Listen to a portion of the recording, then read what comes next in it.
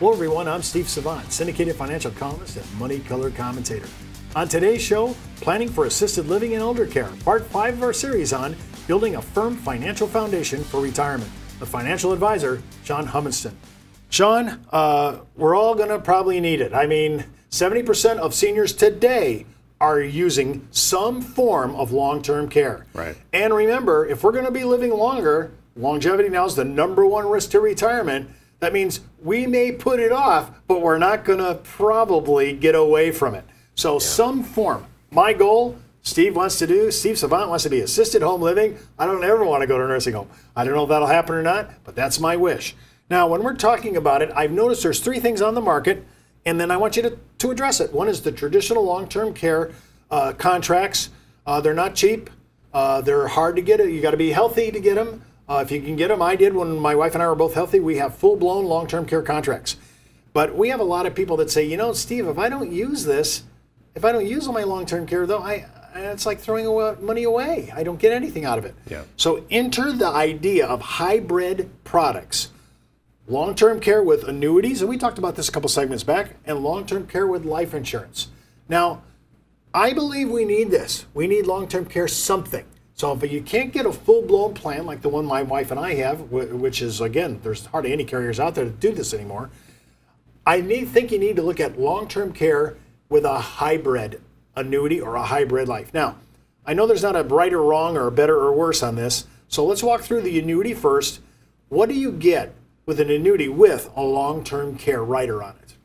So traditionally, you're going to get some sort of benefit that increases what your income was already. So if you're receiving $1,000 a month, if you need long-term care or any kind of situation that arises where you're going to need cognitive care, whatever the case may be, then that income will usually increase, whether it doubles, triples, et cetera. So there's a lot of different plans out there. Okay, so I'm 7 years old. I've been taking my annuity payment. It's been income. All of a sudden, I'm having little hassles. I can't do 2 out of my 6 daily activities of daily living, and I have to call the company and say, "Hey, listen, I'm going to have to trigger that benefit." Yeah. So if my benefit was $1,000, that benefit could be $2,000, maybe $2,500, whatever, right? Yep. Now, how long does that benefit go? Is there a time certain? Yeah. So most carriers or most insurance companies that underwrite these plans usually will have a period to where it won't last forever, but you might get a 5-year benefit. That's pretty common. You know, so if you at least have that increase, you'd get that for at least more than what the average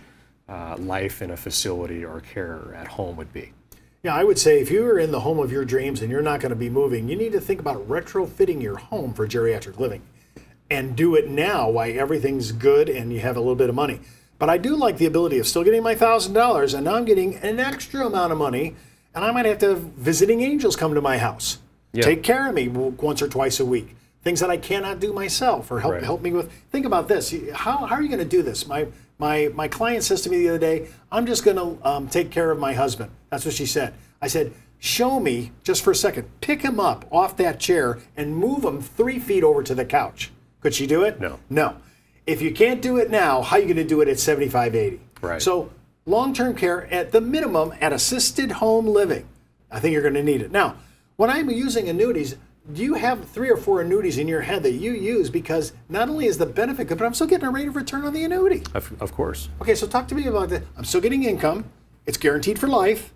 Now I have this add-on. It might be 5 years if I had to use assisted home living.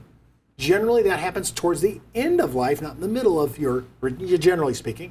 So talk to me about that ramifications, because you sell this. Have you seen any, you have clients that are already doing this, that have to take their benefits now.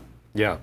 Yeah, so I think you really have to first establish, when you mentioned in the beginning, some form of care they're going to need, right? So that could be where somebody simply breaks a hip, rehabilitates after a year, or it's somebody who's developed Alzheimer's or dementia that's going to be, maybe requiring care for years and years and years.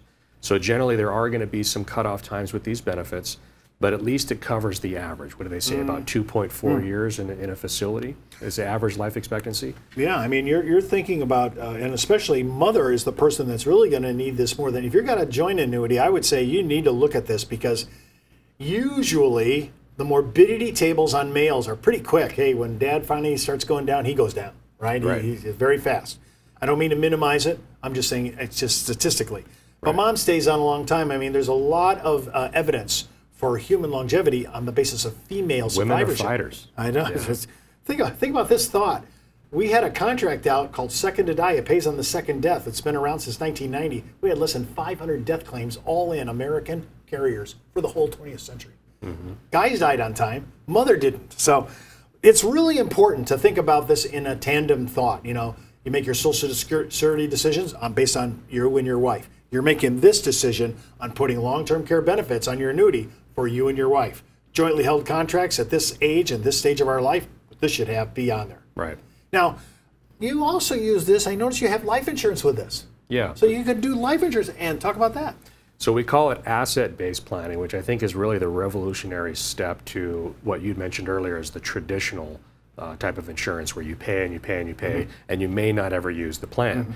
Where here now people can just take a chunk of money outside of their estate, put it into this account, and then it will spring up anywhere between 3 to possibly 5 times its value for your long-term care costs. But the beauty is, if they never need it, that money is always available to either the spouse or the heirs.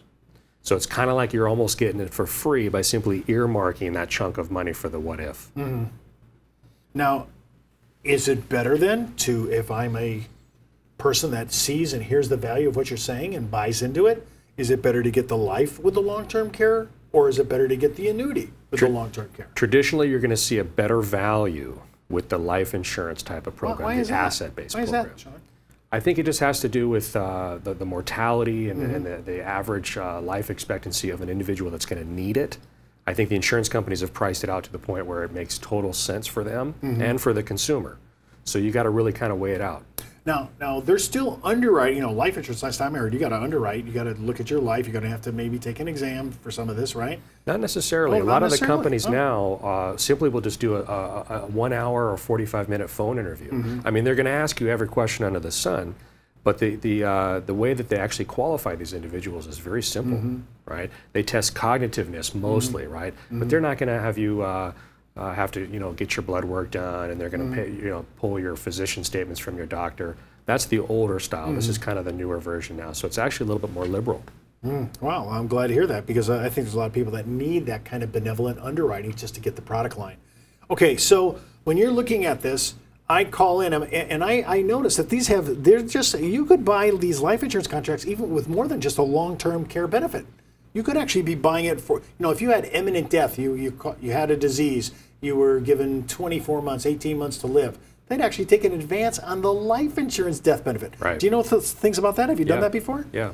Well, talk about that. Yeah, so the concept here would be in the event of cognitive care or needing some sort of benefit, you can actually, what I call, rob the death benefit for that reason. Again, it's not as common as some of the other strategies, but they're definitely out there. I also notice with life, they can throw on things like catastrophic care. Right. I mean, there's little things that you can add on the life contract that the great majority of American seniors are going to run into sometime in their life, especially during their retirement.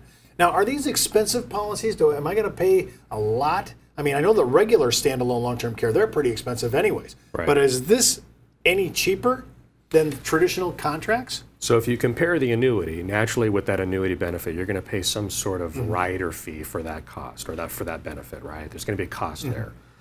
But with the asset-based life insurance type of policies, you're really not getting into any expense. It's just that you have to shift some of that money to a different place, kind of out of sight, out of mind. But it's always returnable if you never need it. So really, where's the expense? Right? Right.